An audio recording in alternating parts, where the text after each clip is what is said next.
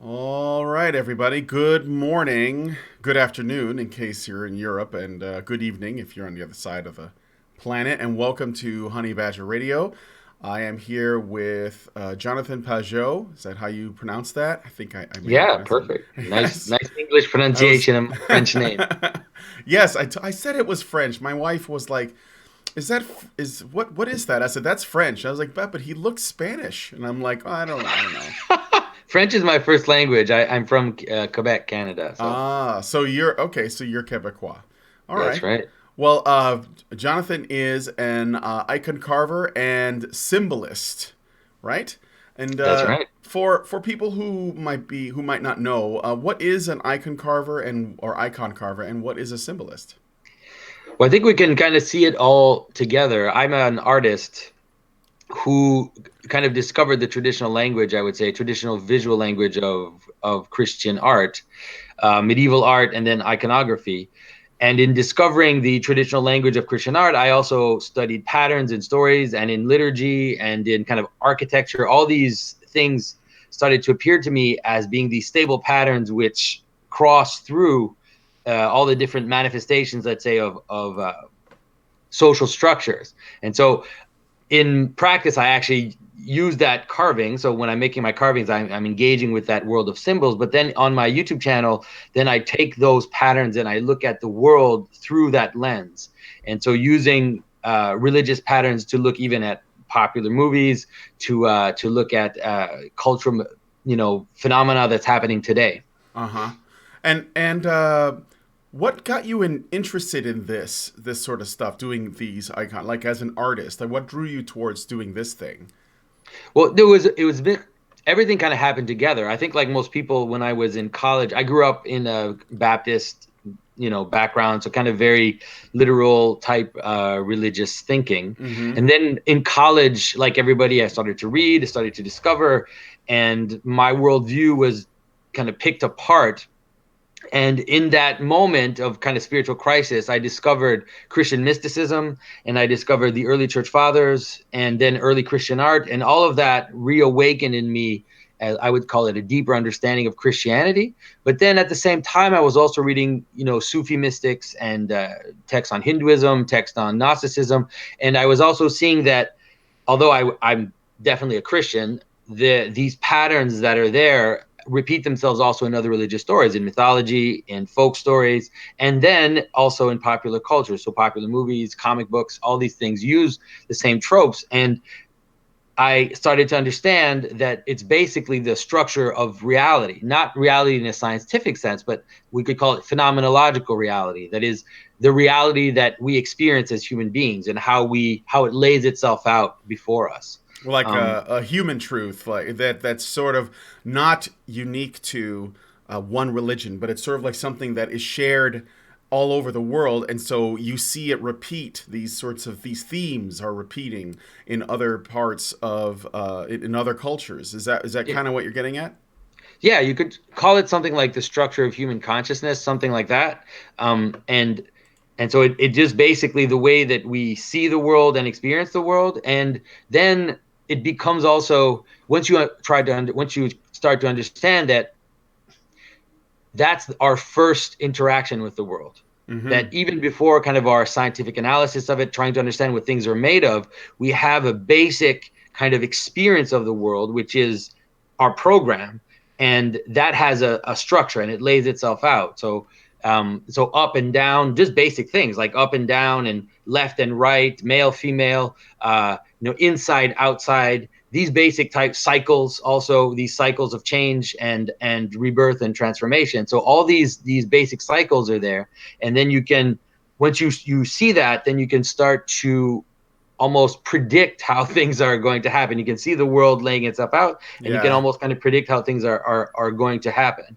yeah. So I had an interest in this because, well, I'm a huge movie buff. I love movies, and I also, as a young kid, I grew up on comic books, and so I love stories. I even had a book of Bible stories. I remember it was one of the first books I was given as a kid. I was raised Catholic, and um, I was given this golden book that was sort of like a storybook. So it treated the stories in the Bible as though they were the same as, say, Hansel and Gretel, or Snow White and the Seven Dwarfs, or something like that. And I love all kinds of these kinds of stories, and I never thought of it in the way that your videos had sort of discussed it. I'm not really a religious person now, but I do find that there is something to the stuff that you're talking about, this symbolism, these patterns that you were speaking of, And the funny thing about it is, and this is what what I really have an interest in. There is something about the way modern stories are being told now that is, and this is the stuff that is being put out by Hollywood and, sort of like the large industries, not necessarily, on the smaller scale, that it's like, even if the stuff is very entertaining and it can be fun to watch, it feels like wrong somehow. And it's not, I don't know if you know what I mean, but you see something and it's not quite resonating. It's not quite getting to the heart of things. Like, these new Star Wars movies are very divisive, for example, and a lot of people who grew up with them are just not. They're just they feel like there's something with this that doesn't sit well. It doesn't feel natural, right? And so and I saw that you had made videos about these patterns in specific. There's this pattern of sort of like, turning the feminine into the masculine in the stories, and then at the same time sort of undercutting the masculine and dropping it out. In a way, it's not, but I'm not sure if I'm making that clear. Let me rephrase it for people who are watching. It's not that it's removing the masculine at all. It's that it's replacing the male figures with female figures, but they're still performing what we consider to be masculine things. And the feminine itself is actually what's being removed. And I think that's the irony. No, I agree. And I think that's the irony of the situation, is that obviously this is done ideologically with some political motive behind. Mm-hmm. But at the same time, I don't think the people who are doing it maybe totally understand the implications of what they're doing. And so it's this kind of, girl power type thinking, where we think, oh no, we can get girls to be just as badass, as tough, as, as violent as men. But then it's very funny, because what ends up happening is this strange kind of idolizing of the masculine qualities. And a lot of times in these movies, and if people go to my channel, they'll see videos where I try to show this.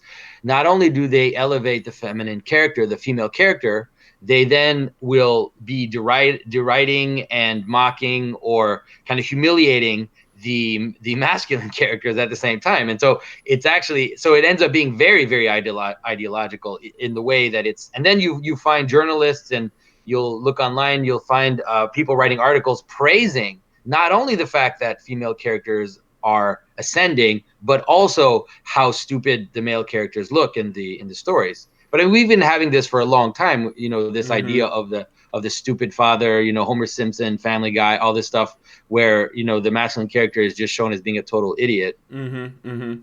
And also, and it was like I said, the irony of it is that they're not actually elevating the feminine. They're just they actually consider their idea of the masculine to be so much greater than the feminine that they need to apply it to women in their stories. And this is one of the reasons why it feels wrong. For example, I was making this comparison the other day. I was talking to a friend of mine about this. The film John Wick. Have you ever seen John Wick? I think I did. I think so. Yeah. Okay. So they made this movie John Wick. It was actually a Keanu Reeves action film about a man who loses his wife, and he's like a hitman or something, but he loses his wife into cancer. And then her last gift to him is a puppy, and he's like, grieving over his dead wife, and he spends all the time with this puppy, who sort of like symbolizes the last vestige of his relationship with his wife. Mm-hmm. And then he comes across some thugs, and they kill his dog, and they steal his car. And so he goes on this revenge thing, but it's about the fact that he lost his dog, which was the last thing that represented his wife.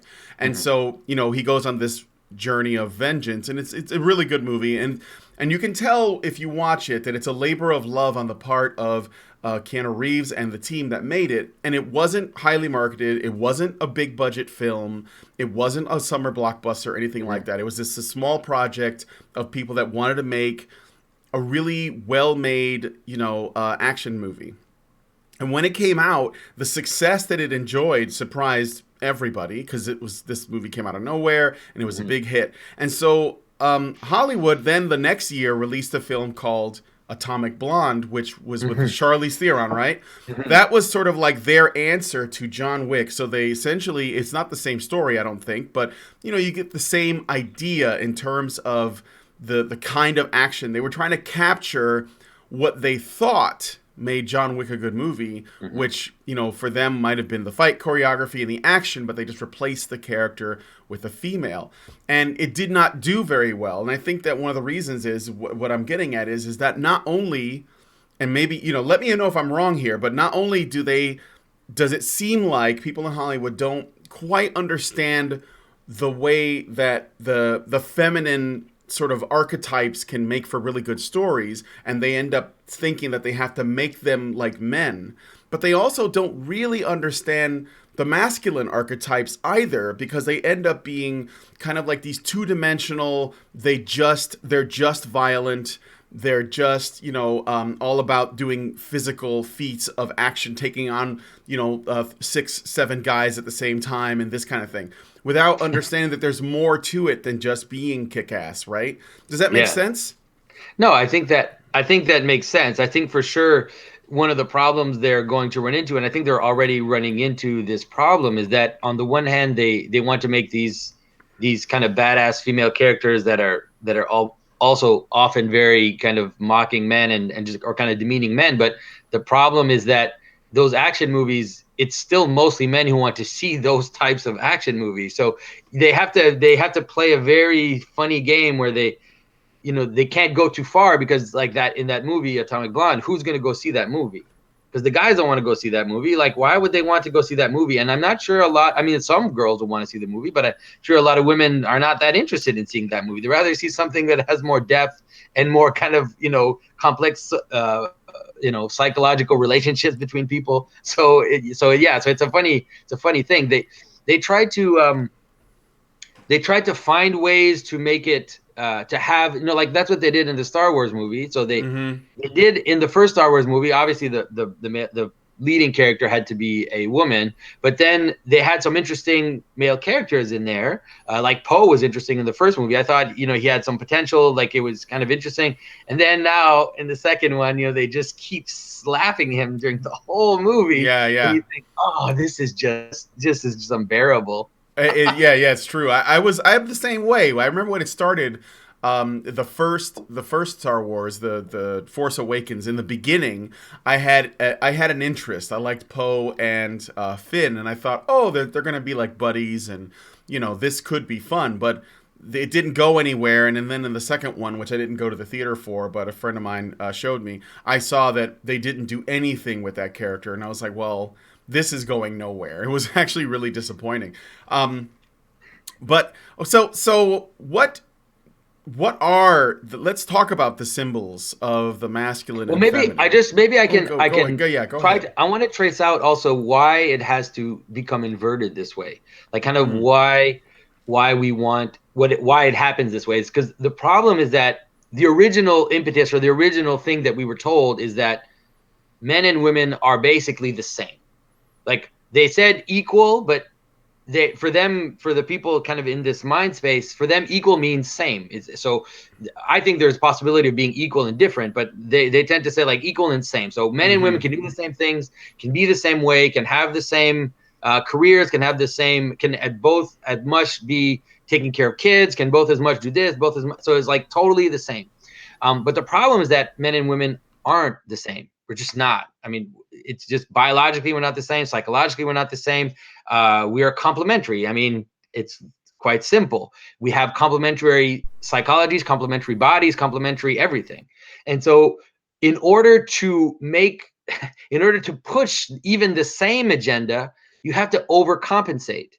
So you can't just show same. You have to kind of like, it's like you want to get something out of the way, you have to overcompensate. And so in order to, when you overcompensate, what ends up happening is not equal same. It's actually a weird inverted thing where you try to, if in the past there were moments where men were kind of towering over women and might have demeaned women, which obviously is unacceptable. Sure. Now, in order to supposedly make them equal, we have to create this opposite relationship where it's women who are towering over men and demeaning them. So it's a silly thing, it ends up being very, I think it's also ends up being very dangerous, a very dangerous position. Because like Jordan Peterson says, the most dangerous thing is not a strong man. The most dangerous thing is a weak man. That's what's really dangerous, because a kind of weakened, squash man will do things that are more underhanded, could be more dangerous than someone who is confident and knows who he is, and is just kind of because that person also usually has a desire to help, to protect, to do all of that. But the kind of weak, squashed man, he's resentful, and that's not good at all. No. Yeah. Also, another ironic thing about it is that when they do these things, they actually end up making the male characters, in a lot of cases, they make them more likable, more sympathetic. I'll give you an example. Ant-Man and the Wasp was, I know that there was a lot of reporting on it, that they were celebrating the fact that the Ant-Man character was, clumsy and silly, and he was the butt of all the jokes and all this, and the Wasp was, she was very good at what she did. She was hyper efficient. And the thing is that when I watched it, I found myself, and a lot of people, they liked Ant-Man more because he felt human to them, like he was fallible and flawed, and he was driven by his love for his daughter. This is another thing that I'm seeing. This another pattern is these men, whether they're badasses like John Wick or they're clumsy, kind of buffoonish characters like Ant-Man, they're still driven to serve somebody else, and it's usually either a daughter or a child, or their wife, their loved one. And so they end up becoming better and more well-rounded than the women that are just written as these kind of action machines, because they don't want to they don't want them to look bad. And I think it's a little bit of an interesting side effect of that.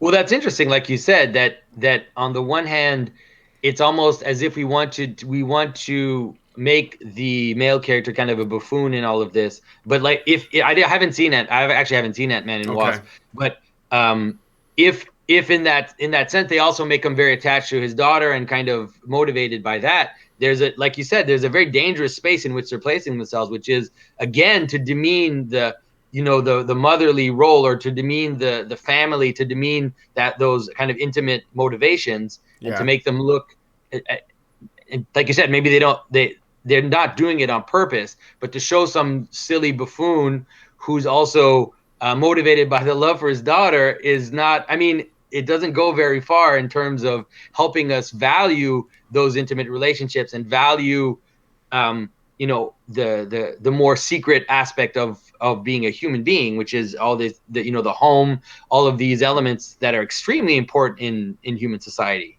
Yeah, absolutely. Real quick comment to the audience that's watching. If you guys could hit the like button. I see 68 people are watching, but we only have 13 likes. That is unacceptable. If you could, it's no trouble. It's very good for our analytics, and also it increases the chances that other people might see this conversation. And I think this is a really important conversation. It helps us understand something about ourselves, right? So you'll notice in the background here, speaking of symbols, I have the "We Can Do It" poster from Rosie the Riveter. You see that? I don't know if you can see it very well. And I know the people in the audience can't see it, but I have a "We Can Do It" Rosie the Riveter poster, and I have it hanging behind me on the camera, and it's on purpose. Actually, I might be able to show you guys can see it there. It's on purpose because first of all, I've always liked the poster. Secondly, more importantly, I find that It is often used as a symbol of feminine power, of feminism specifically.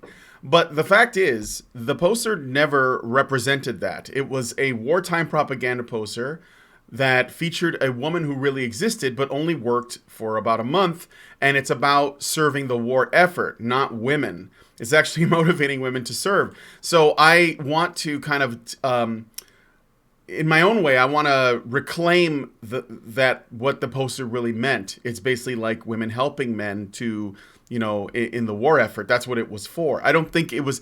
It was never meant to be a feminist symbol. So I'm using it in this way. And so this brings me to my next question. Oh, first of all, I don't know if you have any comments about the "We Can Do It" poster or anything like that. If I know, no, I don't have a problem with that Oh, at okay. all.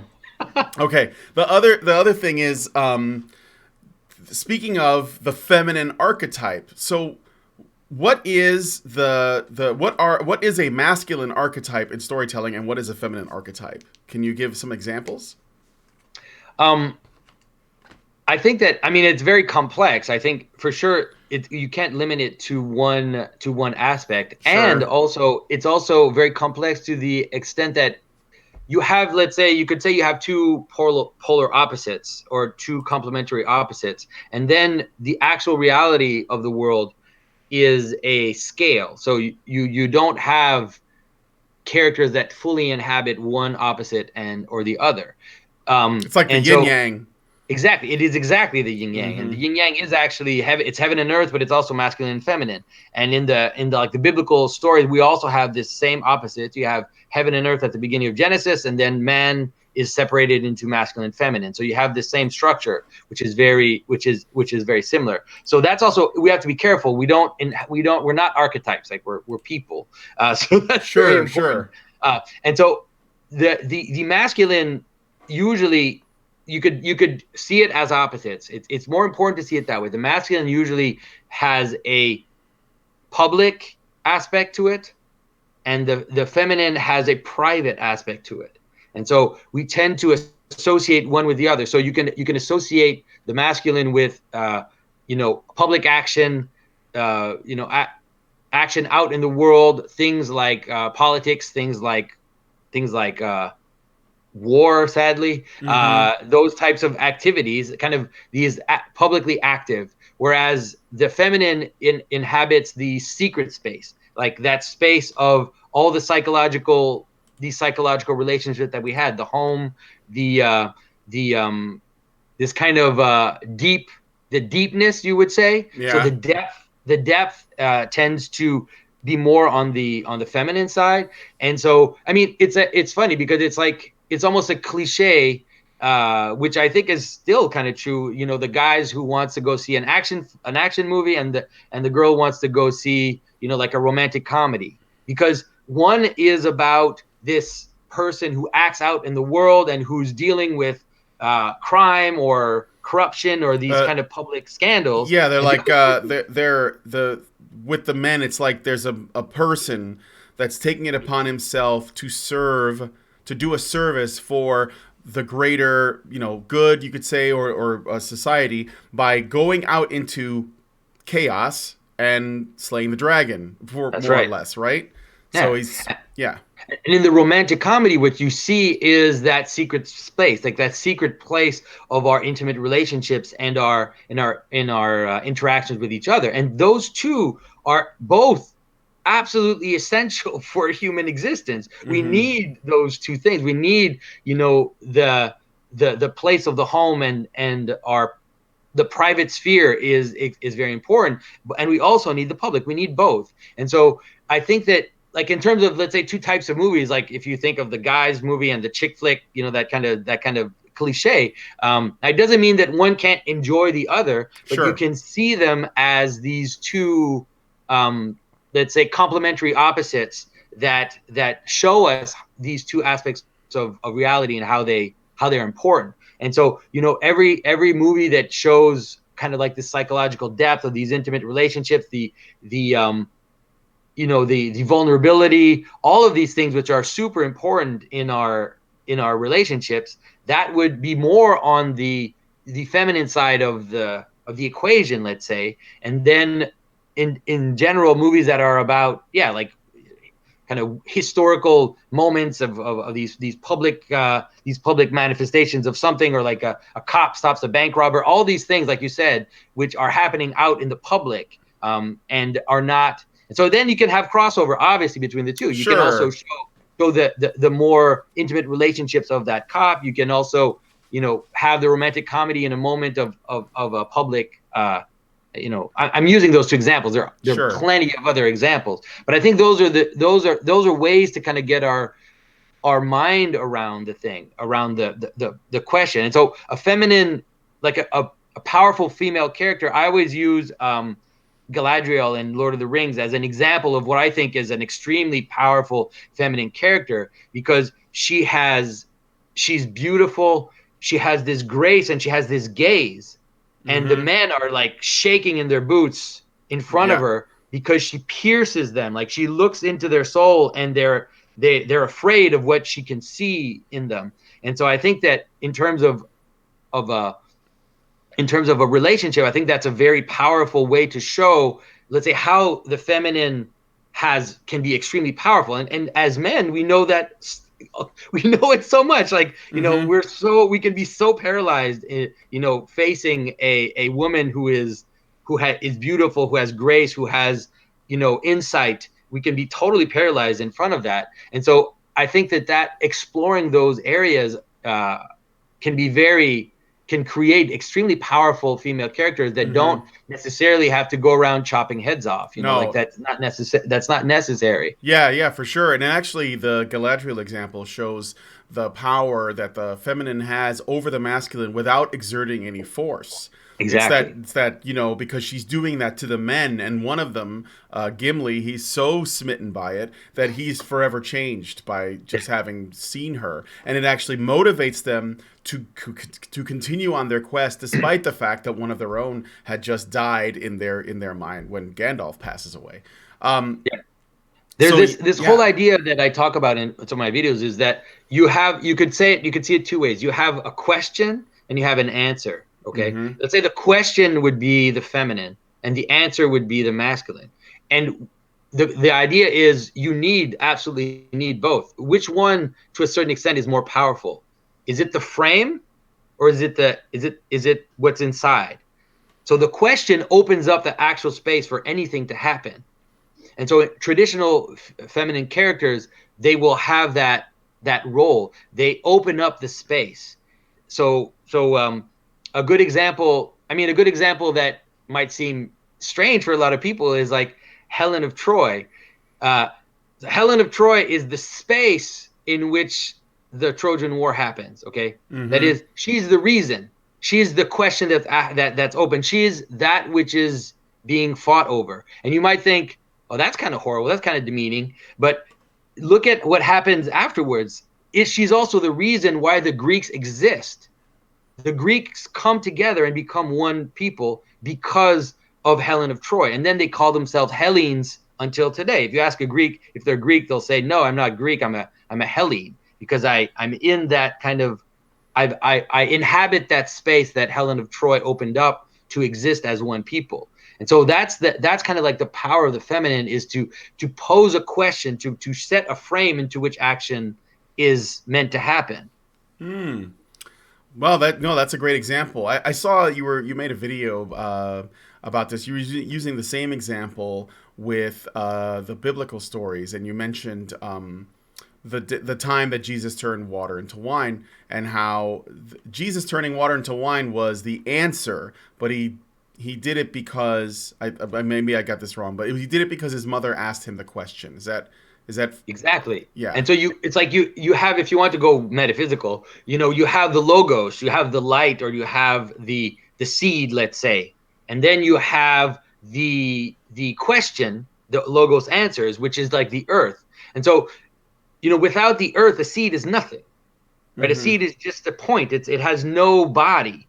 And so the earth gives the whole place, the whole body for the seed to take form. And so the mother of God, in that story about the changing of water into wine, she goes up to Christ, and Christ is secret for now. No one knows about him. She's the only one who knows. He's in that secret space. He's like this hidden seed. No one knows what he can do. And she goes up to him and she says, they ran out of wine. And it's really interesting because Christ's answer is that he says, my time has not yet come. And it's like, what? What a crazy answer to that question. He's basically saying, I'm not ready to die yet. So she says there's not enough wine, and he answers, I'm not ready to die. And it's like, how is that even possible?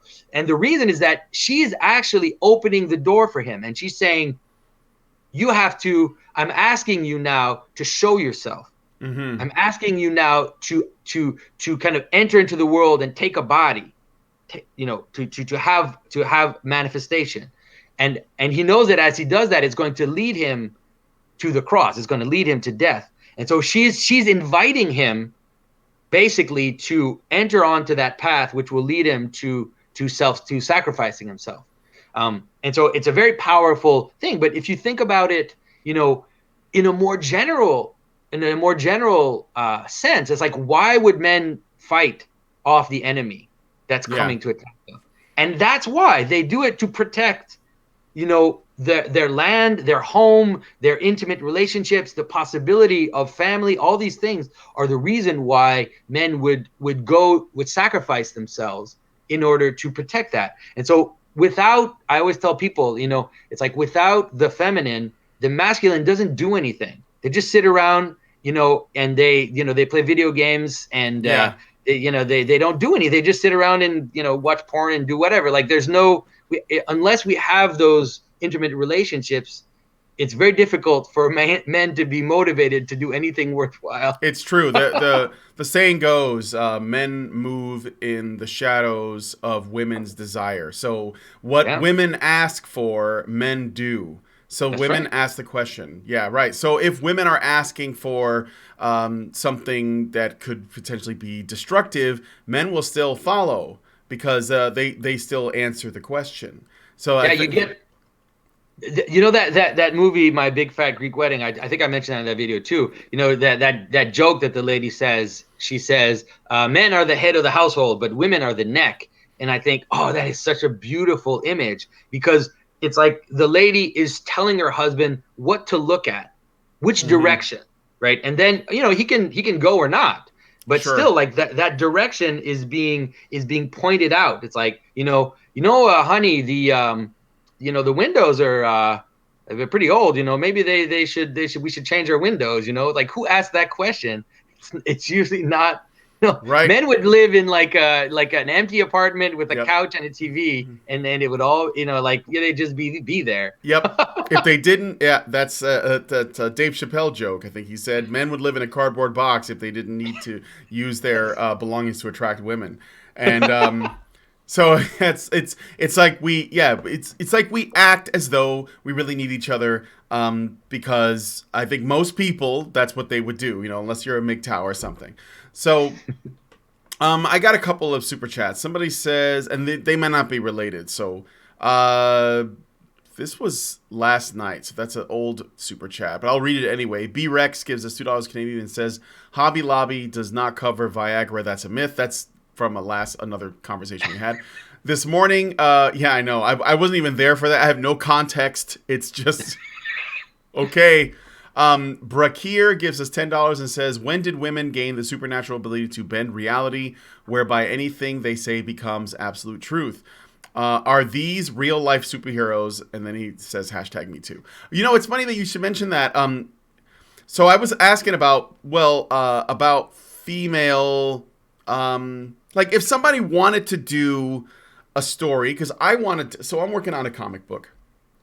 And the challenge I put to myself is I'm having a main female character that's a superhero, but I want to try my best to try to capture the feminine in a way that feels real, to people, like, so that it's not just a man with breasts that's fighting crime, but I do want a woman that fights crime. And so I'm challenged by that, because as I learn more of this, and I look at the stuff that had worked in the past, in comics, for example, I read about, I used to read the Fantastic Four.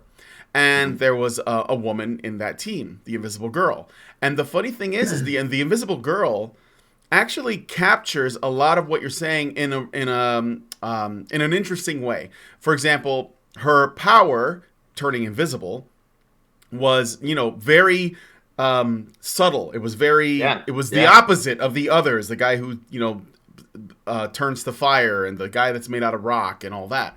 And also, she was very motherly to everyone else in terms of her personality. And later, she developed the ability to create force fields, which she uses to protect everyone. That's a beautiful imagery, yeah. She is a really interesting example. But I wanted to do something more complicated. So a story about a woman that actually she just happens to be gifted with a power that's very destructive if misused, but she has to temper that. And yet do that and remain feminine enough that, it rings true to people. I think that's the main challenge that I think a lot of people are seeing with entertainment media now, is that a lot of these, what we're talking about, these symbols, these patterns are very old. And so when people don't see them, I think it doesn't resonate. If they see something that's an attempt to, maybe this is coming from postmodernism, but it's an attempt to try to undermine those patterns intentionally. Say, oh, well, I'm going to just change everything. And then they do that and they think it works, but it ends up making people say, that doesn't feel right to me. Or it seems wrong, but I don't want to, speak up about it. Like when you have these movies where the women are essentially behaving like men. No, I agree. I totally agree. And that's really interesting that you mentioned that that idea of the invisible girl. I had actually never thought about that, but I do agree that this powerful idea of creating a force field is a beautiful image of this idea of creating a space. I told you about opening up, the question, but also creating a space is really important in the notion of the feminine. Like even in history, you have these ideas like that. For example, the mother of Constantine, Saint Helen, she's the one who rebuilt Jerusalem. And we also have this notion that, like, in Constantinople, for example, that Mary, the mother of God, was the protectress of the city. And you have these images of her like putting her veil over the people, putting her veil over the city, really like kind of this mother hen, that kind of protects the children inside. And so this image of the force field is a really powerful, powerful image. It's like the womb, kind of. It's like the embrace, as you were saying. And I don't know if they knew that when Jack Kirby and Stan Lee came up with it, but I bet there was something, because Jack Kirby, the guy who created the team, he was raised in a very under Jewish mysticism, in Europe, I believe. He fled here when the Nazis rose to power, and so a lot of the content he was making was sort of related to his experience, and he was bringing a lot of that. In fact, the characters like the Silver Surfer and Galactus from the comics were his way of trying to draw God and the archangels. And so that was what he was drawing from in terms of inspiration. So I think that, back then they did have an understanding of that. You were talking about how the male archetype in these superhero stories, and I think of superhero stories and our modern pop culture stories as just the current incarnation of our shared mythology that has gone all the way back to as long as we were telling stories. We're just doing it in another way, and I think we're still, like, for the ones that stick with us and go on, I think that they just hold on to the same themes, it seems. I think that's the stuff that human beings tend to relate to. But oh, I forgot where I was going with that. Well, maybe I can make a comment on that. Go ahead. I think you're right. I think you're right. I think it's both right, but there's an important distinction to make. I do believe that these stories, especially the pop culture stories, like you said, those that have mass appeal, they tend to, the reason why they have mass appeal is that they tend to tap in to these patterns that I was telling you about, these kind of the patterns of human consciousness itself. And so they do end up looking extremely mythological. Now, the one problem with that is that unlike the mythological stories and unlike, let's say, religious stories in general, you cannot inhabit those stories. Now, that's an important distinction. You see, I don't follow. Go. okay, so if, for example, the Christian story, let's say I'm gonna use the Christian story because that's we are, as Christians, we are in the Christian story. Oh Right, yeah, right. we are the body of Christ. We are we are in the Christian story. Like, as, let's say, the Greeks saw themselves as descendants of the gods, like their kings were descendants of the gods, and they were the descendants of the Greeks who So had the fought the Trojans. so And they so were as much a part of those stories exactly. as they enjoyed those stories, right? So we do have little, like, people do cosplay and that kind of stuff where they try to kind of inhabit and celebrate the stories, Yeah. but it's very limited. It doesn't have a kind of the capacity to create a social cohesion Mm-hmm. because it is still just entertainment.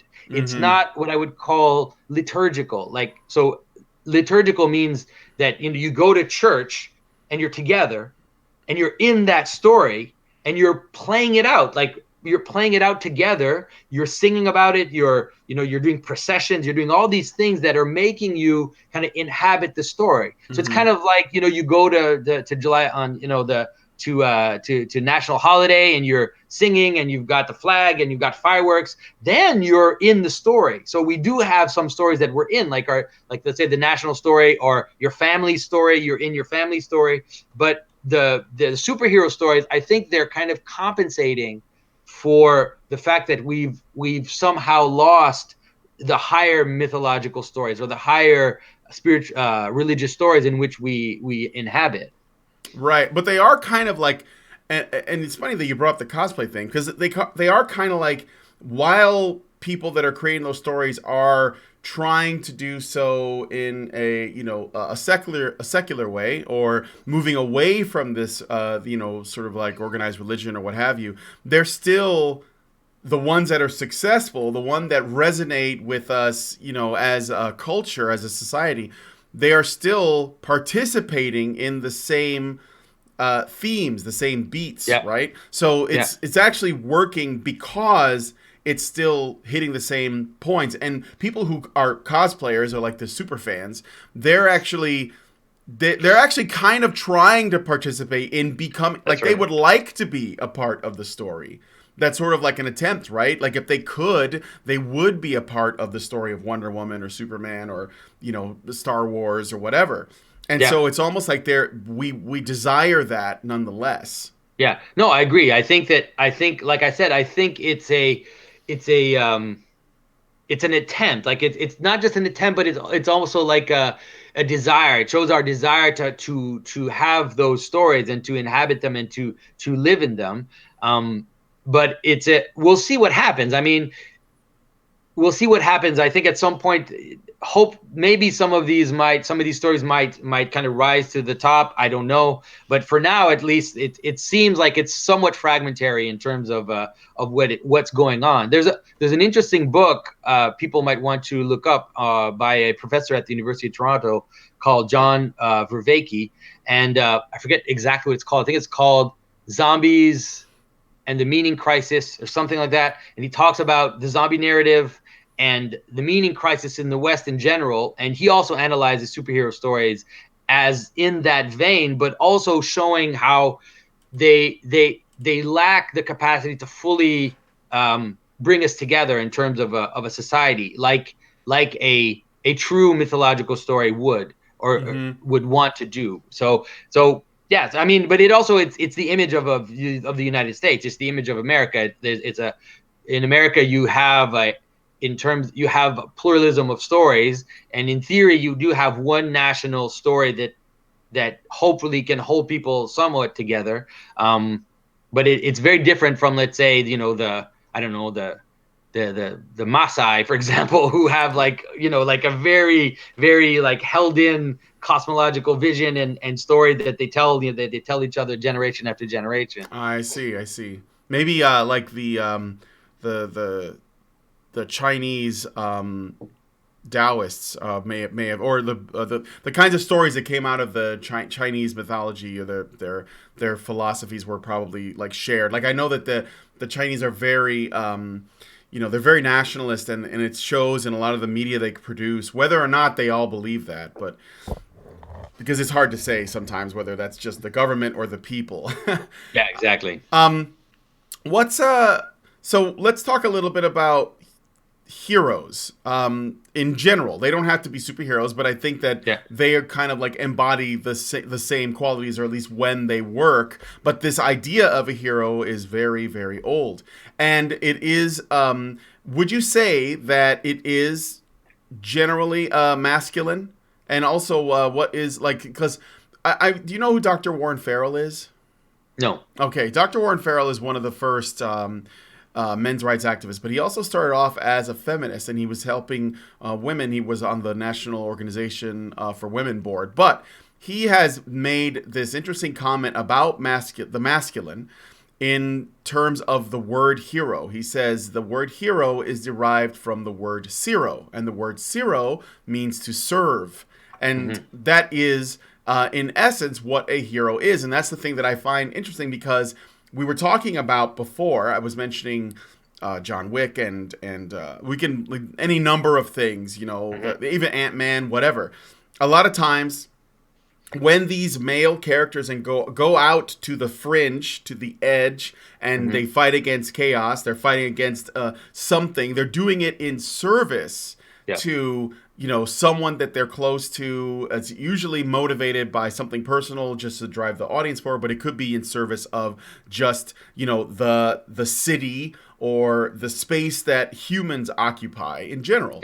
And that is an act of service. And I think that that's another thing that is seems to be missing when they do these gender swappings. When the woman does it in the way that they write it, a lot of times she's doing it for herself, or she's doing it to prove that she can, or it's just sort of like something that's just happening. Whereas when we tell the stories with men, it's often in service of something. So the hero archetype, excuse me, your Luke Skywalkers or your Ant-Mans or whatever, they are acting in a service. So what do you think about that idea, that hero means to serve?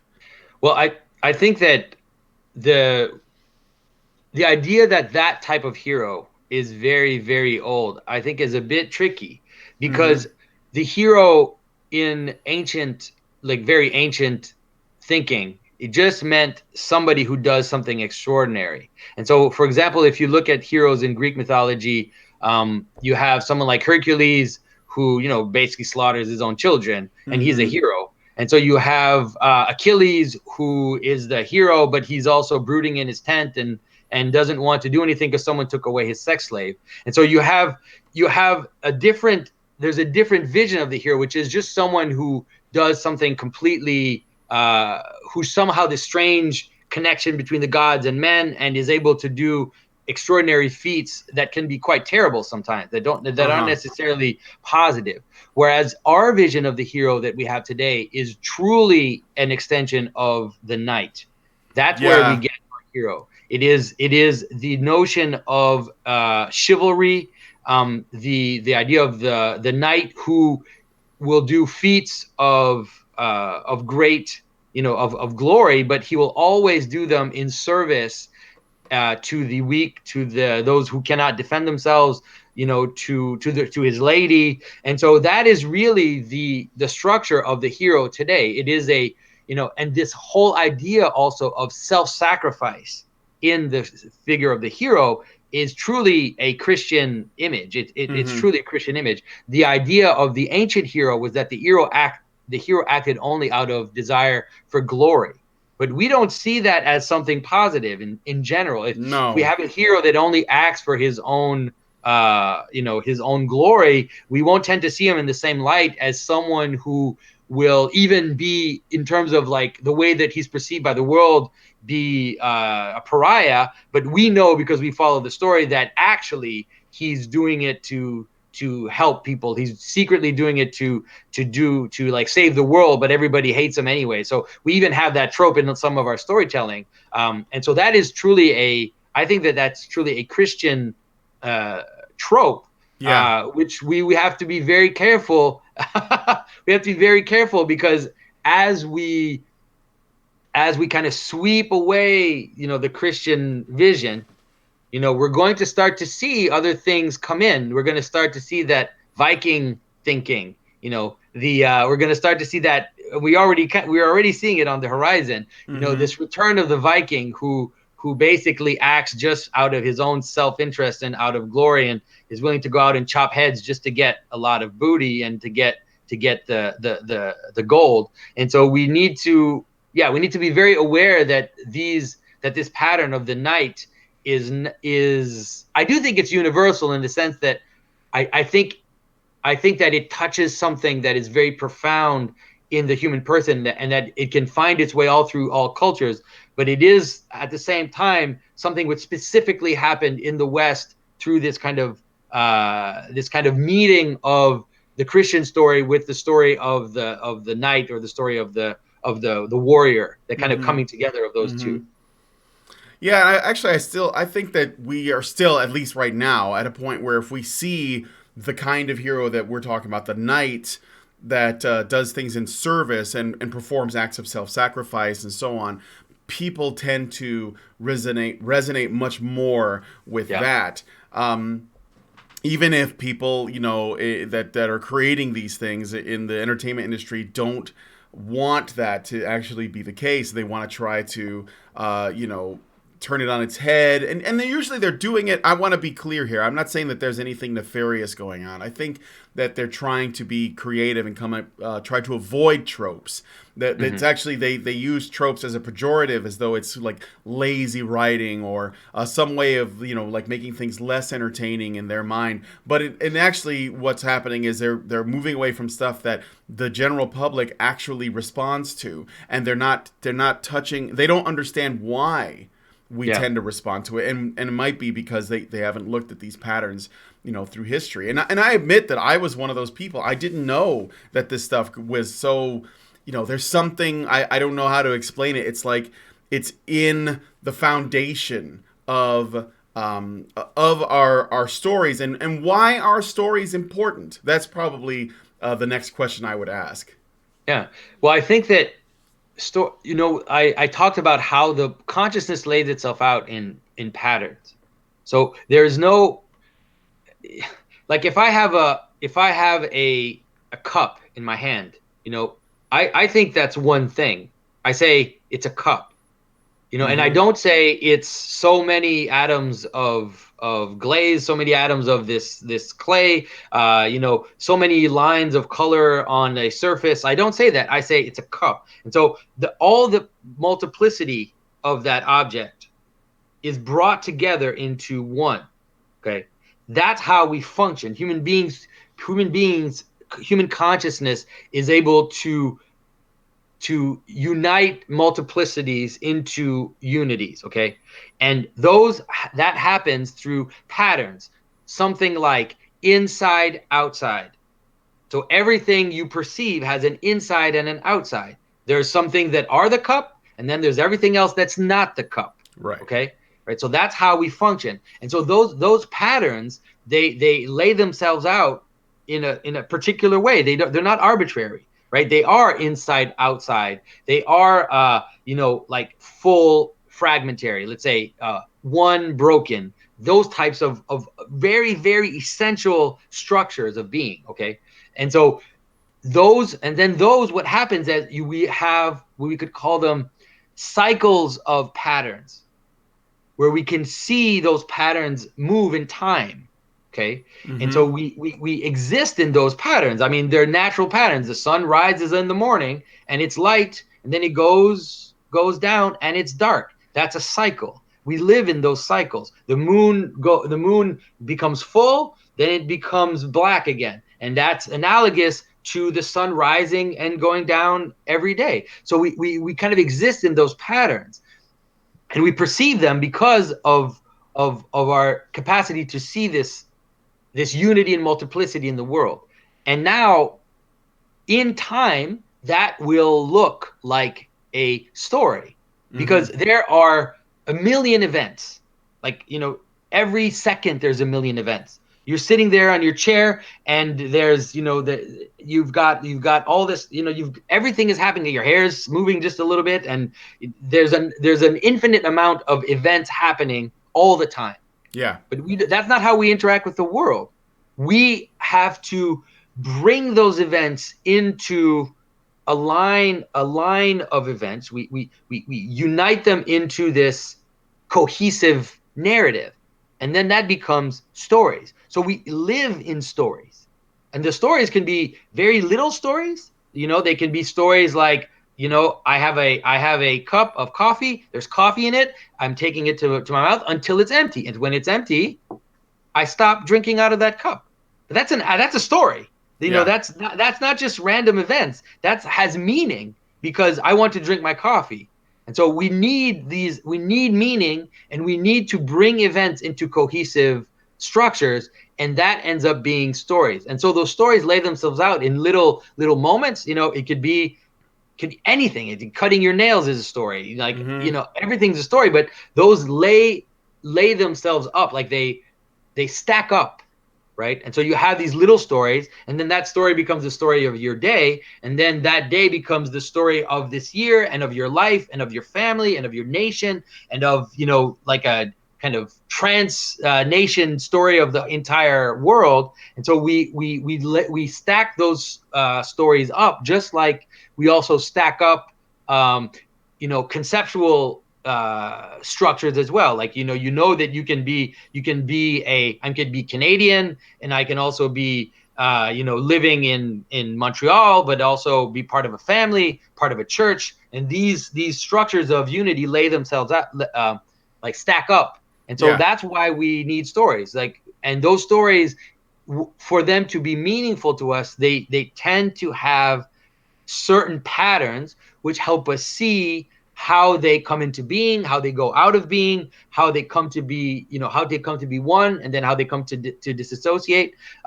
Basically, you can use the story of the first week in the Bible as the basic structure. Like, you have chaos, then you have order, which comes in, and at the end you have this rest, which is a return to a relative amount of chaos. So that's a cycle. The sun goes up in the morning, it's light, then it goes up to its zenith, the brightest, then it goes back down, and then we have darkness again.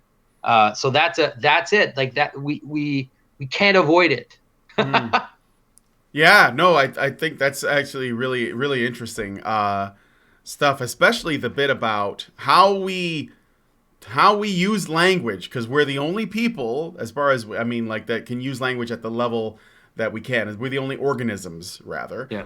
that use it, and we use it to communicate ideas to each other. And I think that one of the ways that we did that was through stories. Yeah.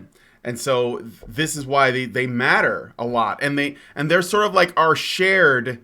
How do I put this? It's part of our shared language about ourselves, And so Yeah. when those things don't feel true, I think that we tend to respond like that doesn't sound true, even though it's being told to me. It's like because that's what we're all after. We're after the truth.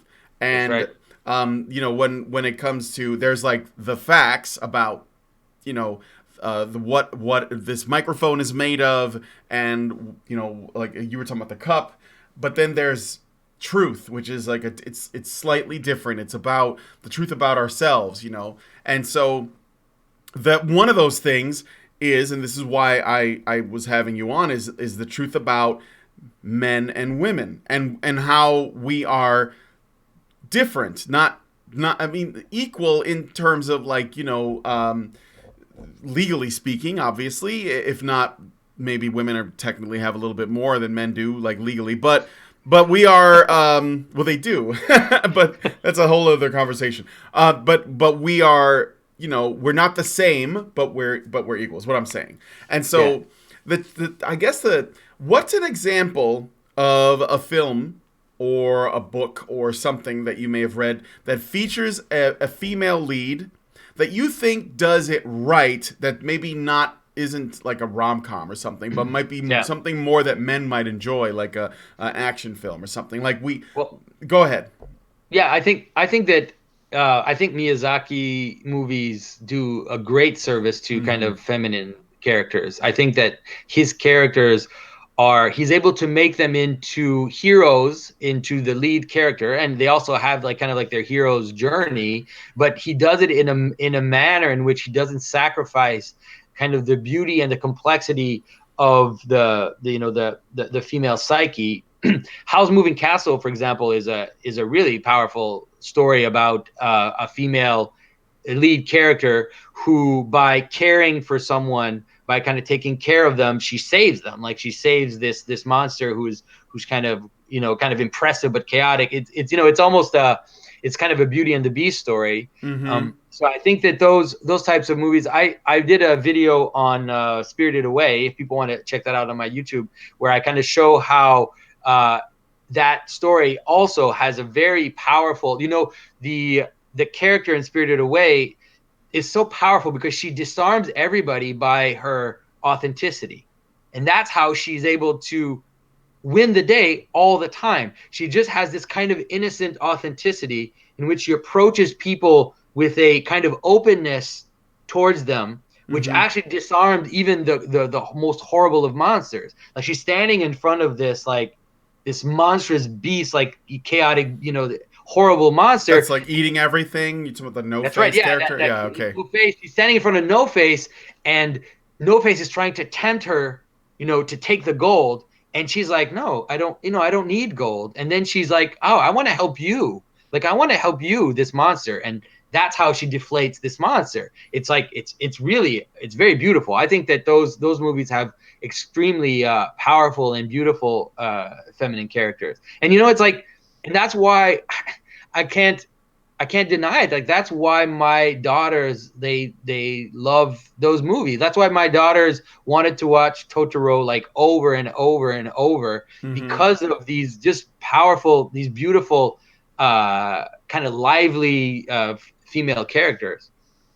Yeah, my wife is a huge fan of all of those movies. She's I think Spirited Away might be her favorite of all of them, but she's got all of the Studio Ghibli movies, I'm not even sure that like, I mean, if I asked her like, why do you like these so much, she'd probably just say that she likes the stories are great and everything. But I wonder if she knows that there's something that's being sort of communicated to her that she's resonating with, because they are different. They're different in that I don't see a lot of that kind of thing in the West.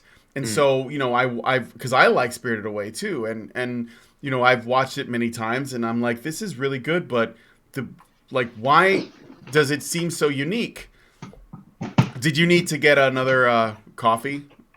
No, my computer is, oh yeah, okay, it was plugged in, but for some reason it wasn't charging. So we're good now. It was like Oh, it okay, was gonna it okay. was gonna die. Like what's going on? But now it's charging it. We're good. We're Okay, all good. right, good, good. Sorry, sorry. No, it's okay. It's fine. I thought you were gonna lose me there for a second, like I totally disappear. Uh, like there's what is that Ghibli movie? I think it's called The City in the Sky or something. I forget. Castle in the Sky. Castle in the Sky. Yeah, Hmm. that's a great. I mean, there's a beautiful story about a heroic journey, which has a boy and a girl. You have a male lead and a female lead, and their relationship is so complementary, and so there's kind of a they're on this kind of heroic journey, to that has kind of cosmic significance. But then you also see this beautiful growing relationship between the two, and both of them are kind of interacting with each other. I think that it is totally possible to tell those types of stories in a Absolutely. very enriching way. Yeah. Absolutely. And what about, I saw people in the chat were mentioning this, and I've mentioned this. I was talking to a game designer not long ago, and I was trying to explain to him these ideas. And he was very receptive. But one of the things that came up were, this is often what people cite, would be characters like Sarah Connor, as Hmm. well as Ellen Ripley from the Alien movies. And Yeah. so people would say those are really great examples of good female characters. Would you agree with that, and why would you agree or disagree?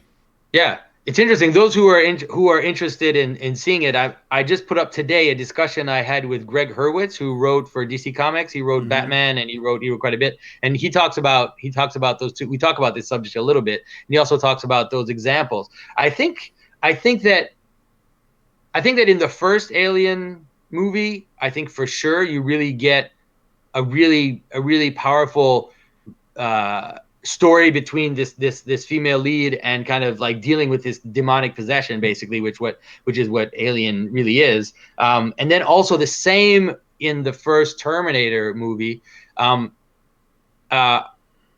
would say that, I mean, for sure it's a lot better than what we're getting now. Like the characters are more complex, and they're also, you kind of see in Terminator, you get this sense of this mother who also kind of wants to protect her child and is willing to kind of become a warrior in order to protect her child. And so you've got some of that going. So I would say that they're better than a lot of the things that a lot of the movies now. The problem is that now, in retrospect, we can almost see those characters as just like these little steps on a line towards, Atomic Blonde. Like, it's hard not to see it that way. So it's hard. It's a little bit harder for me to then look back and say, oh, that was awesome, because it just seems like it's this kind of weird slide that we got on, mm-hmm. and now we have, now we have Atomic Blonde. Yeah, I understand that. But one of the things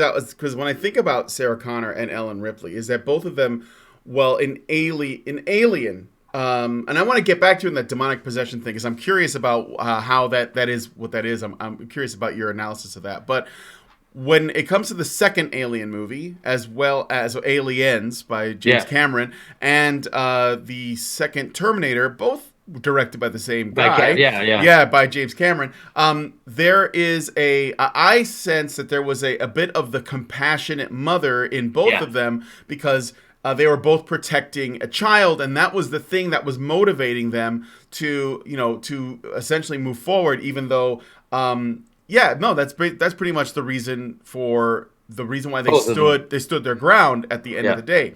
And so would that be because Jordan Peterson talked about the compassionate mother as well. Yeah, the grizzly bear, exactly. Grizzly bear, and I think that's something that is definitely real, and can be, like you said, it can be a very powerful way to show, the violence of the feminine, because I mean, obviously, mm-hmm. the feminine can be very violent, but like you said, it has that kind of grizzly bear aspect to it, which James Cameron does in fact show. So so I can definitely concede that. That's okay. Yeah, although I will say this though, now that I'm thinking about it, in both cases in those two films, they weren't trying to confront the alien queen or the Terminator. They were trying to get away, but they were willing to, like, they only confronted when they had no choice. So it was actually, in both of their cases, they were trying to use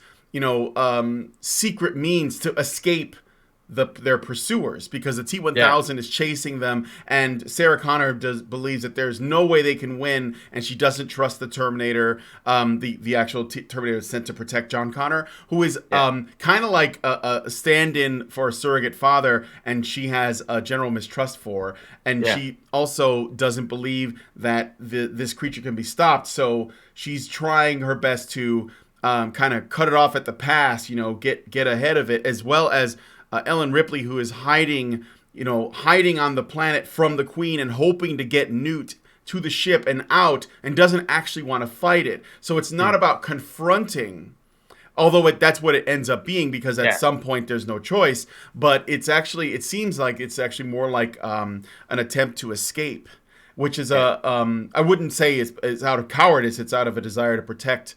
But I think you're right. The angle of protecting the child in both Terminator and Alien does definitely open up possibilities of showing, this desire to protect. And it's interesting too, because in the last Wonder Woman movie, there's a little scene where Wonder Woman sees a baby and gets all excited about the baby and kind of goes to see the baby, and then people on Twitter were like attacking the movie, saying that it's horrible that she would be so, you know, touched by a baby. And it's like, oh man, Yeah, that's where we are. That's where we are. A woman who likes babies is that's sexist. Yeah. And as you know, actually, now that I mentioned that, it brings me back to the Invisible Girl again, because I mean, I just never realized how well done that is with the Invisible Girl. So because she protects and she turns invisible, and she can turn other people invisible too. So it's a lot like the Sarah Connor and Ellen Ripley thing, where it's like trying to hide the people that they're trying to protect.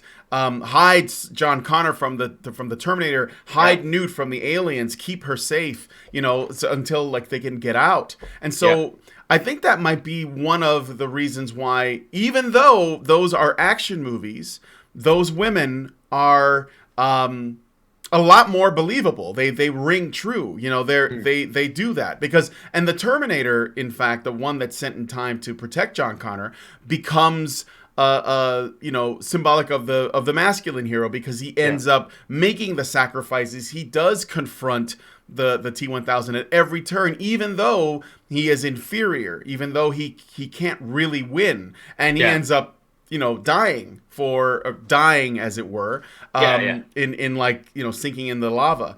So I mean, it's just pretty interesting stuff. Yeah, I mean, James Cameron is also, I mean, just a really good director and writer. Like, well, he was. Does he ever does he? But I mean, he rarely makes something that doesn't like take over the entire scope of human perception, it seems. Yeah.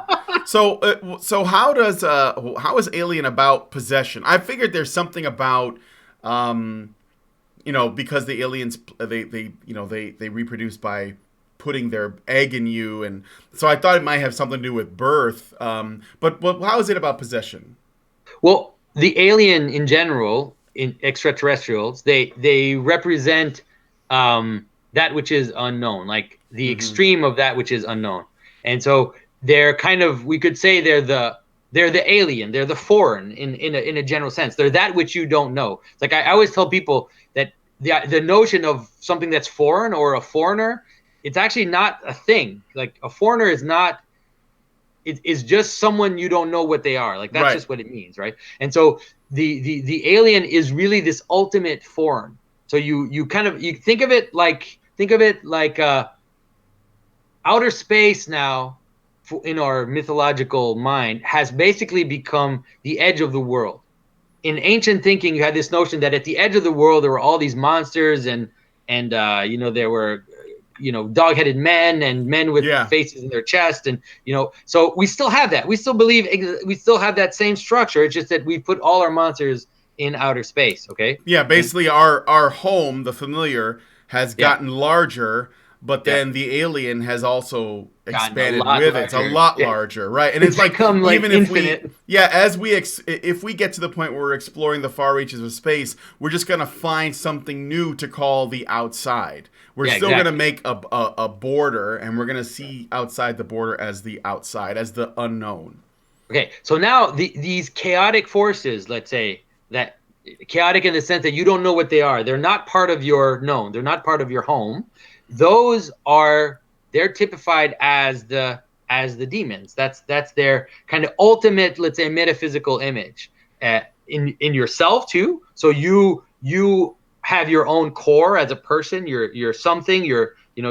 I'm Jonathan, and I have a story. And then there on my periphery, I have these desires, maybe these kind of weird thoughts that come in, you know, like you have these strange thoughts that come into your mind and these strange desires. And sometimes I can fight them off. I can hold them at bay. And then sometimes maybe some will come in and will kind of make a home in me. Okay. And then they'll start to grow.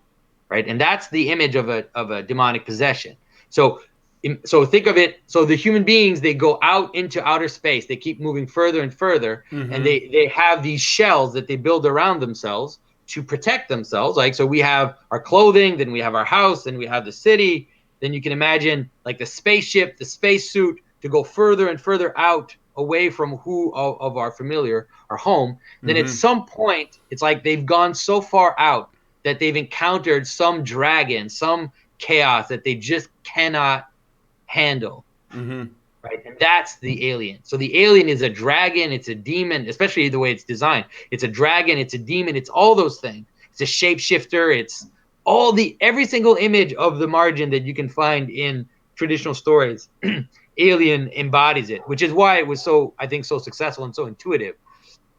And its purpose is to just devour everything, and also to enter, like literally enter into you, and then, devour you, like to destroy you from the inside. And Mm-hmm. so here is now is this character who's just out there in the ocean. She's in the ark. She's all these images of the outside, and she's trying to exorcise this demon. She's trying to get it out of the spaceship. You've got to get it out. And so it's just this whole imagery of the snake in the garden, all these images of like how chaos can enter into a stable, ordered, known, and how you can deal with it. Sometimes you can tame it. Like there are some thoughts, some let's say things that come from the outside which can be tamed. Like that's what you do when you eat food. You're eating food and it becomes part of your body. It's like you take something from the outside, you put it in, and it gets integrated. But sometimes some of those things, they take over, right? And I mean, that's why, people who inject heroin, it's different from eating bread. You're putting something from the outside into your body, but it's actually taking over your soul. Like it's literally taking you over. Yeah. And those images, and so those movies about aliens in general, they're talking about that problem, about that question, about this interaction with that which is foreign from you. Mm-hmm. And sometimes it can be very good. That's why you have, stories like E.T. or Encounters of the Third Kind, where the foreign or this new thing that happens on the horizon is actually the solution to some of your problems. Yeah. Yeah. Like it teaches you something. Yeah, exactly. And I mean, and yeah. that's how we deal with things all the time. And that's how, you can have a stranger come into your house, and that stranger can bring a blessing, or maybe you let a stranger into your house and then that stranger robs you. Like, Mm-hmm. you don't know, because that's what a stranger is. A stranger is something that you don't know what they are. So that's the kind of like the structure of the extraterrestrial story, is using that structure. And in terms of Alien, it goes so far that's why I use the image of like a demon possession. So it's like this demon comes in and it's gonna just devour everything. You have to get it out. You have to exercise it. And that's how it ends too. She's able to open up the lock and then just like suck it out into the infinite void. Send Yeah. it to hell, basically. Yeah. He Send it basically back sends to it the send it back to the hell shadow. to which it came. There you go. Yeah, and it's interesting because it explains why the more we know about these these things, the less interesting it becomes. So like the alien from these movies, we knew nothing about it. So when it shows up, it's like there's a mystery because it's from the fringes. It's from the place that we don't understand. It's from the unknown. So as they made more films, for example, then they became less interesting because we knew about them. They became familiar. It's like the movie Predator, which I have often compared to Beowulf. And it's have you seen the original Predator from the Yeah, of course. 1980s? Of course, I'm Yeah. talking about. You seem to have good taste in movies, so I figured you saw it. But that's Also the same generation, I think. Similar generation. Too. I'm Generation X, so There you go. and Predator was a similar story in that there was this creature that comes from from the unknown, and it's hunting the men there, and they have to figure out what's happening and get rid of it. And so the less you know about it, the better it is in terms of giving you that thrill. The more you know, then the less it matters. And I guess that's related to what you're saying about the demons, the creatures that are foreign, that are in the darkness, that are coming from outside. Yeah, for sure. Predator. It's funny because I never thought of it as being like Beowulf, and you said it just totally clicked. Obviously, it's very similar in terms of its story. So Yeah, that's a great insight that you got there. Yeah. Oh, thank you. Thank you. Yeah, but that's one of the reasons why I love it so much, because I do like the Beowulf story. Yeah. So I have another super chat. Somebody named Fillerator says for $5 Canadian. Thank you, Fillerator. Agatha Christie's Miss Marple is a good example of a feminine female character. Well, thank you for the super. I've never read that, but I will go ahead and agree because why not? So, what you said you spoke to a comic book artist. I didn't watch that video yet, but you did Yeah, a I just put stream, it up this morning, or so a you writer probably rather. wouldn't have Sorry. watched it. Yeah. Yeah, a writer. What did so? Because the thing is that you know about Comicsgate. Do you know about that? Yes. Yes. So that's been going on, and there's a lot of people who are trying to. They want to see the stories that resonate, sort of like make a comeback. And the people at the large industries like Marvel and DC, they're not responding to this demand, this desire to see these things. And I'm one of them. And so I actually have this challenge that I was telling you about. And this is one of the main reasons why I wanted to talk to you. Other than the fact that I was just interested in this topic of the importance of stories and the importance of gender in those stories, because even though our focus tends to be on men's legal rights and things like the rights of bodily autonomy and all of the ways in which our society is, ignoring men's pain, we also want to talk about them in terms of the way that they are perceived through our culture. And I think one of the main ways is through the stories that we're telling. And so I like the content you were making, because you were actually addressing that, or at least pointing out, like, there are things like the stuff that you mentioned about Wonder Woman. And I liked Wonder Woman mostly. But the thing that you mentioned about Wonder Woman, where she is sort of like hoisted up by these men and launched towards the church to take out this sniper, and all of the symbolism of that, I did not get that, Oh, you didn't catch it, right? No, I didn't catch it when I saw it, but when I watched your video where you pointed out, and the Mad Max thing, I knew there was something about that, and I tried to talk about it many times, and I got a lot of pushback, but you vindicated me, because I knew there was something. I just couldn't put my finger on it, but I knew there was something about that seemed very intentional, even though there's some really hilariously things in there, but that's a whole other thing. So what Mad Max, I think, is one of the most aggressively feminist movies that have been made in a very long time.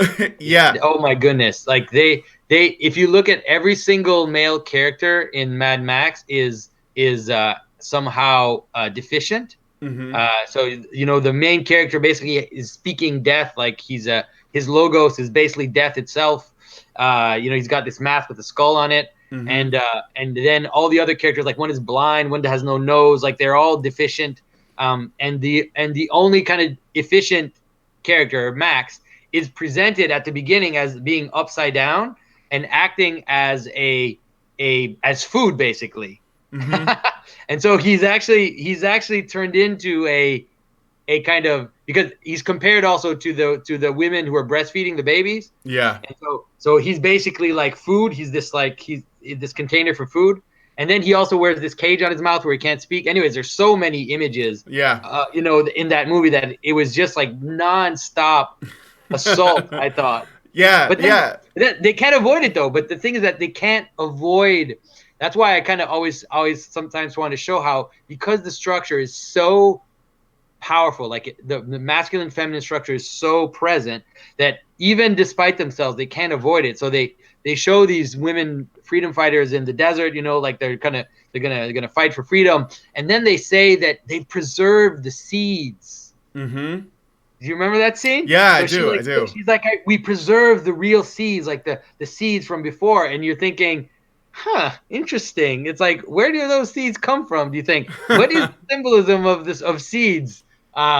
Anyway, so you can't avoid it. So even in their desire to make it a fully feminine structure, they still have to talk about how they preserve the seeds. Yes. When the seed is that masculine imagery. You can't avoid it. Yeah, and I don't think they were aware of it. In addition, there was another thing that's funny, is that they were supposed to use, they was called the Green Place, and it was supposed to be it's made it sound like the Garden of Eden, effectively, right? It was the green place where you were supposed to go, and there was supposed to be life and everything. But the old women, they screwed it all up, and it was just there was nothing there, and so it's like they couldn't actually do it.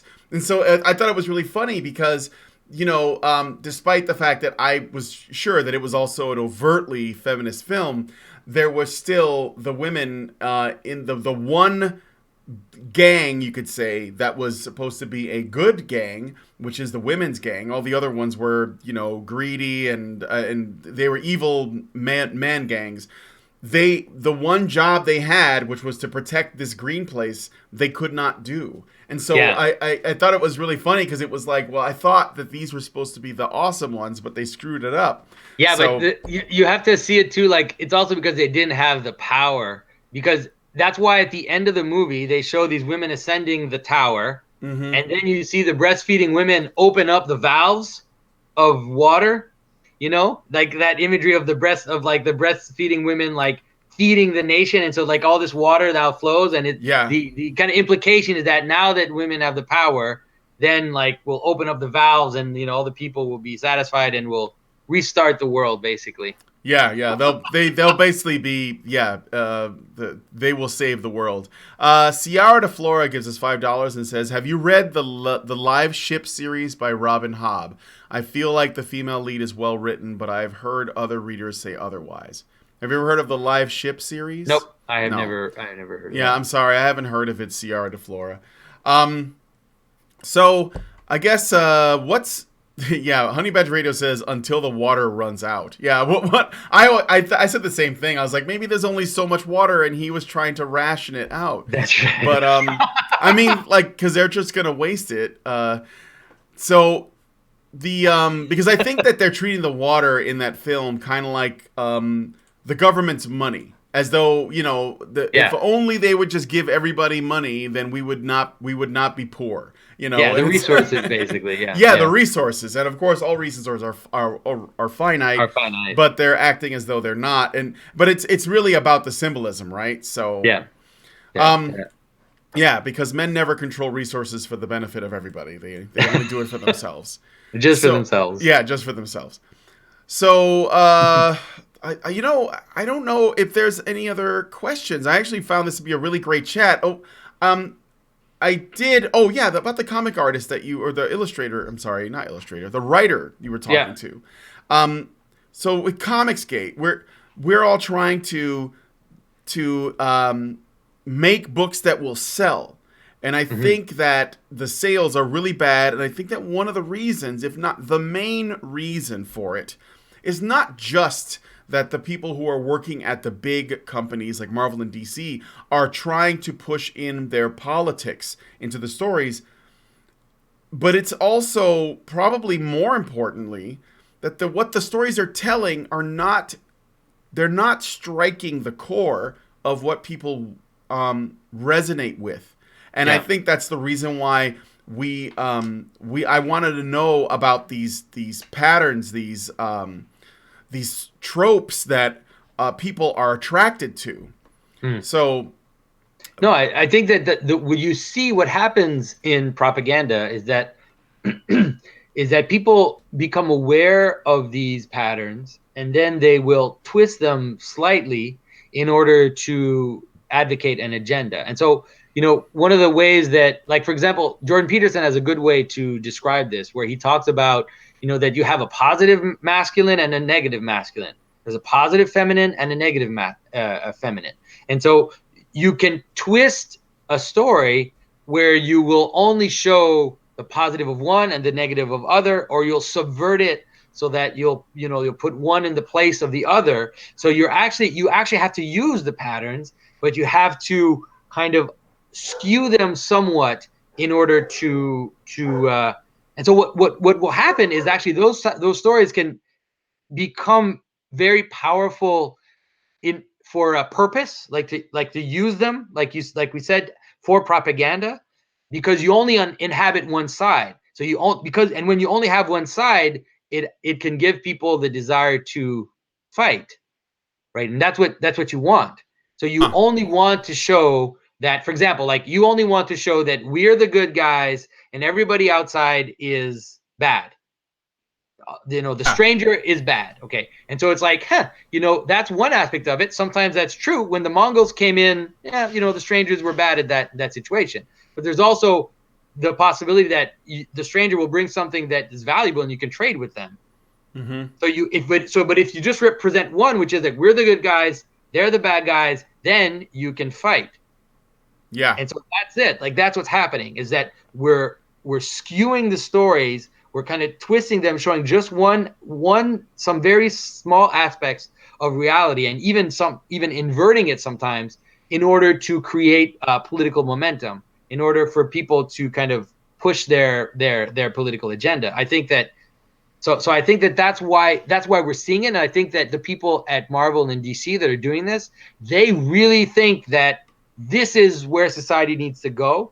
This is how society needs to be, and they're you could call them ideologically possessed. They are so possessed by that idea that they're just gonna, they would be probably willing to run Marvel into the ground before they kind of change. So Yeah, because they think the change is important enough, and they also see themselves as the only means by which this can happen, right? So they put themselves in the position where they have to. They're the only ones. It's on their shoulders to do this. Tyler Preston gives us $5 and says, animes and mangas like Sailor Moon are good examples of strong feminine heroes, especially those made by Clamp. You're talking about Magic Knight Ryearth. I actually find it really interesting because the Japanese, in their stories, they don't have a problem, first of all, tailoring them to specific genders. And I think they because they probably don't have feminism like we do, they probably do better, and I think that's one of the reasons why Miyazaki was able to tell the kind of stories he does without people saying that he's doing it wrong, or that he's I don't know, like just stereotyping women and men or whatever, because they don't have that belief system. Yeah, and also, I mean, Miyazaki also, that's one of the reasons why his movies, were some of the most popular movies that the Japanese ever made. I mean, it's because it tapped into something which is extremely profound, and I think not just profound, but something that people were thirsty for. Because it is true that there was that at some point, the 20th century, the early 20th century was extremely hyper masculine, in a lot of ways, and so there really was this dearth of stories which would have beautiful, powerful feminine characters. And I think someone like Miyazaki was able to offer that to a thirst that people had to kind of see, complex and powerful feminine characters. Yeah. Somebody asked me a question. They didn't have a super chat, but I thought I would ask it because he's a regular. So he says, are villainous women being closer to exhibit feminine archetypes because they're more likely to be acceptable as flawed? So, but I guess what he's getting at is that we the way that they're writing stories these days in Hollywood in particular, but not limited to just that. It's in video games, it's in comics and everything. That when there are female heroes, they tend to be without flaws. Like they're just good at what they do. It's like Rey, they're just good at what they do. They don't have to train to learn anything, and that's it. But when they write female villains, they tend to give them more flaws, and maybe they think that it's because they're villains that it's acceptable. Does that that's I guess that's the question he's asking. Do you think that that's the reason? That's interesting. I never thought about that. It's possible. I would definitely have to ponder some examples to notice that. Mm-hmm. But for sure, I think that's. I mean, in terms of the perfection problem, I think that's also been the problem of some superheroes in general, right? Mm-hmm. That was the problem with Superman, from the beginning, is that Superman, you need to have really interesting villains in order to make Superman interesting, because he's too perfect. He is this image of kind of perfection. Yeah. Yeah, although I would because I love Superman. I think one of the things that does make him interesting is not necessarily the physical part, but he has this moral part that's actually his greatest weakness. Is his morality creates there are places where he will never go, or that you can absolutely test him with, Right. morally speaking. And I think that actually Is makes, interesting. yeah, that does make it interesting, because it's like this. It's like he is like a Hercules figure in that he is able to perform incredible feats. However, unlike Hercules, Superman has a very narrow moral compass that he believes very strongly in, and it has a lot to do with the way he is raised. Mm-hmm. And sure, that's more of a story of America. That's why, they say truth, justice, and the American way, or at least they used to. They don't say that anymore. It's not PC. But but I think that is where you find in the things that make Superman interesting, is in his moral limitations, his beliefs, and that's actually the stuff that you can test. Although I would also agree that it'd be nice if they kind of nerfed him a little bit, because he's a bit too much. But I think that's the thing that people like, is that the morality of Superman. All right, that's good. I'm happy that you're able. I think that you gave a good defense for Superman, so I'm happy about that. Okay, good. I appreciate that. So as far as, and here's the thing about female villains, what I've noticed is what they do with female villains these days. So female heroines, they're just good at everything. They do what men can do and more. That Rey fixes the ship, even though Han Solo he's had the ship for decades, but she's fixed this one problem like instantaneously, as an example. But when they do the villains, this is what I've noticed with villainesses specifically. They will, if they're evil, it is a consequence of them being wronged, or something having happened to them that put them in that position. Example is Maleficent. So Maleficent from Sleeping Beauty, originally in the old animated movie, she was just an evil fairy queen that was wronged by the king and queen. And there's a lot of symbolism in Sleeping Beauty, but Maleficent was like this just evil woman. There was no redeeming her, right? She was the dragon and everything. But when they made a Angelina Jolie movie that was like a live action version, Maleficent was a victim. She was a victim of rape, and it was symbolic rape, where this man betrayed her, and she lost her wings and everything else, and so that made her evil. So there's like this thing that they're doing with stories of even evil women, where they would not have been evil if a man had not done something to them. And Maleficent's just one example, but there's lots of examples. Interesting. Yeah, I don't think I even watched the Maleficent movie, but that's an interesting. It's an interesting thing to think about. But I think that, also, I mean, just this idea too, that this idea of the victim in general is really. But that's kind of fascinating, though, that it's almost as if we have this idea of the female victim as being a negative, like the female who's being saved by the man is bad. But we still do have this idea that the feminine who is being attacked or being made a victim by a man, that's fine. Like, we can tell that story. It is, as long as she gets to, because Maleficent becomes a revenge story, the prequel film. So basically, she is made evil by this, but it plays out as righteous anger against the people who have wronged her. And so then the whole interaction between her and Sleeping Beauty becomes more justified, because you see that she's taking revenge on everybody, and for some reason I don't think it resonated with people, because I don't think the film did that well, but it's an example of an attempt to sort of tell this story.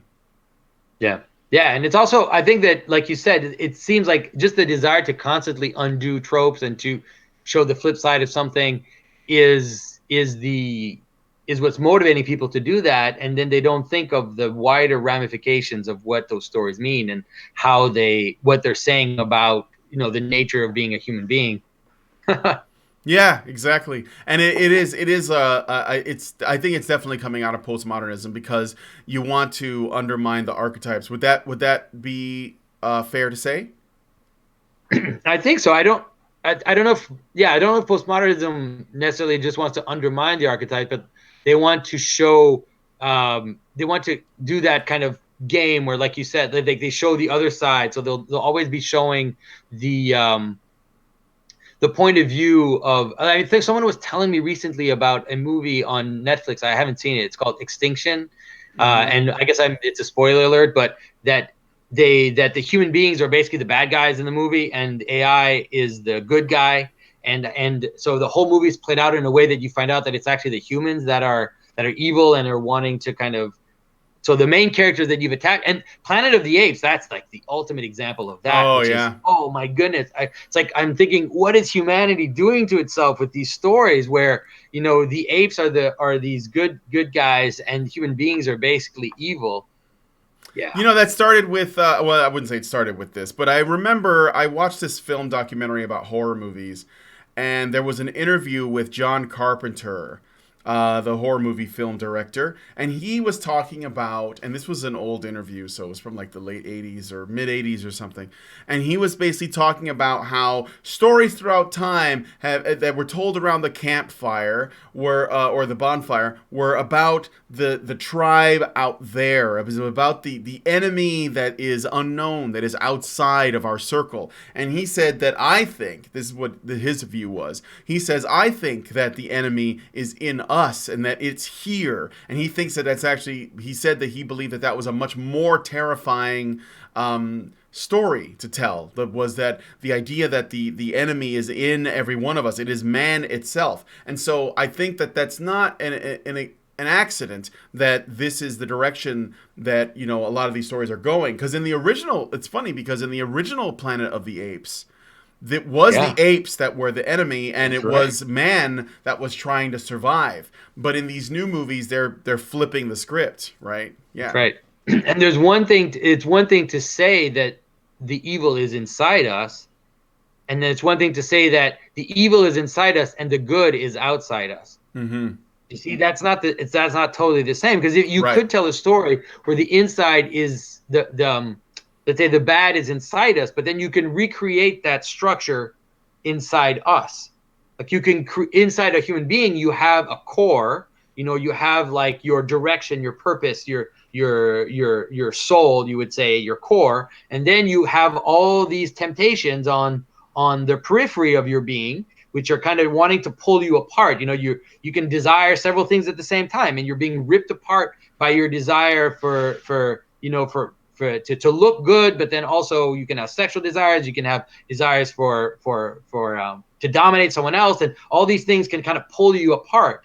And so you can recreate that inside someone by using the same structure, which is basically that you have some core on the inside, something that's holding you together. Then you have something which is coming, from the periphery that can pull you apart. But if you flip it and you have this idea that somehow you're a hollow husk of a shell inside, and that everything that's outside you is what is good, that's a very dangerous story to tell, because it basically it's a society destroying story. Yeah. It's a story which will basically ruin us. Mm-hmm. Mm-hmm.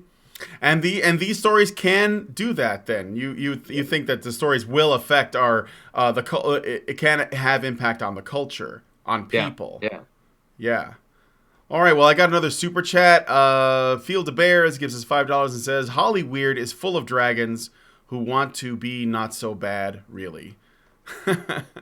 in many different ways. Yeah, in many different ways. Well, is there anything else that you wanted to say, or any questions you have for me, or anything like that?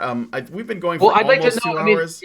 I'd like to know, maybe do you have some, I'd like to know, maybe you can send it to me later or something. I'd like to kind of know what your work is. Like if you said you're working on comic books, I'd like to see what you're doing. Yeah, I do a stream on my channel. This isn't my channel. This is one I work for. But I do a stream on my channel every day at noon. You can go look it up. It's Brian Martinez, for those of you guys who are watching. Where I show my process, and I'm working on it with my wife. We're doing this together. Okay. It's a team effort, and I'll tell you a little bit about it. So it's called Bombshell, and the character is, I want it to be tell a story about a female superhero that is unabashedly feminine, but not. I don't want it to be political. Right? I want to try, and I think that's one of the problems we have with comics and film and entertainment and everything, is that there's too much politics that's intentionally crammed in, and I think that people are they're conflating politics with the human experience. So I wanted to approach it from the human experience, and one of the things I want to try to do is actually tell a story about a female superhero who has to fight crime, but she is. I want to try to capture the feminine in that. Mm-hmm. And even make it more challenging by giving her a superpower that is probably not feminine, but maybe I could explore it in the terms of the feminine. So her, this is a spoiler, but her superpower is that, well, first of all, she's strong, she's like strong and tough, but primarily she has the ability to explode and then like reform herself. So it's like she explodes and then like turns to a gaseous state, and then it becomes her body again. And she's also, despite the fact that she is thin, she's a lot denser than normal, so she weighs a lot more. And this would just be the superpower that she has, but to do that, then this would mean that I would be trying to tell stories with a character that has the capacity for great destruction and yet wants to protect people. And I think it would make her sort of like have to, be very responsible with the way that she uses it. There could be cases where she loses control. So it could be fun to explore that. And so to do that with a feminine character, with a female character, I think is where the challenge is, because I definitely want her to come across as female without being, I guess, like overtly, doing the feminine thing, like in the same way that Galadriel or the Invisible Woman did. Yeah, that sounds like definitely sounds like an interesting character. I'm actually working on a graphic novel right now. Really? I'm working with I'm writing it with an artist, and so doesn't deal with the same issues, but there are some interest. I find like there is a feminine character in a few feminine characters in the story. It's mostly male leads, but like one who lives in a cave and it's kind of like this kind of hermit character, which kind of provides insight to one of the main characters. Mm-hmm. Almost like this kind of I would call it like a prophetess or something. So I'm trying to explore those types of questions. Anyways, but it's interesting. I'll definitely be keeping an eye on your project. Mine is still on the down low for now. I've mentioned it once on my YouTube channel. Yeah. But we're trying to work out a lot of the. I want to thumbnail the whole story before I start publicly talking about it too much. But it'd be interesting to follow your thing. Yeah, sure. I currently have the cover done, and I've thumbnailed out the first 6 or 7 pages, and my wife's written most of the script for the first issue. We're trying to decide how big we want the book to be, and but what I'm going to do is I'm going to pencil out the first 5 pages and then use them as a pitch for an Indiegogo, and then try to create interest. But I think that if I can't show somebody something that says I'm serious about this, then I'm not going to ask for support. So, and depending on what my response is, maybe I'll do a double-sized first issue. Maybe I'll make it like a graphic novel, where it's like extra thick, and decide if it's going to have color pages and how I'm going to distribute it. Because I want it to be a hard copy, because I want to be a part of this Comicsgate conversation, because I want to keep these stores open. And that's actually, the main reason why. If you don't have hard copies and everything's digital, the stores they're not going to benefit from that. So. Yeah. All right. Well, that sounds like a good project. All right. Well, I hope it is. So I want people can check out the conversation with Greg Hurwitz that I put up. Yeah. He actually worked with Ethan Van Sciver. They did a whole run on Batman together. So people who are following the Comicsgate story obviously know Ethan. And so I think that people would like that discussion. I mean, he's definitely he's got some interest. We talk about Batman and kind of like his take on Batman and his interpretation of it. So there's a lot of stuff on comics in this conversation I put up today. All right. Well, then definitely go to his channel and check it out. I put a link in the All right, in thanks. the low bar as well as on the screen. It's displayed, so you should be able to find Jonathan Pageau pretty easily. I think I'm gonna go now. So I think this has been a really great conversation. I'm really thankful that you took the time to come on, and I hope that if you mention the Invisible Girl stuff, just credit me on it. I will. I will do that. Okay. Thanks again for joining us on this Fireside Chat. I want to thank you guys for coming and watching. Let me just double check to make sure I didn't miss any super chats. No, I didn't. So this is Brian Martinez representing Honey Badger Radio, and we'll talk to you guys very soon. Have a good All right. one. Thanks for having me.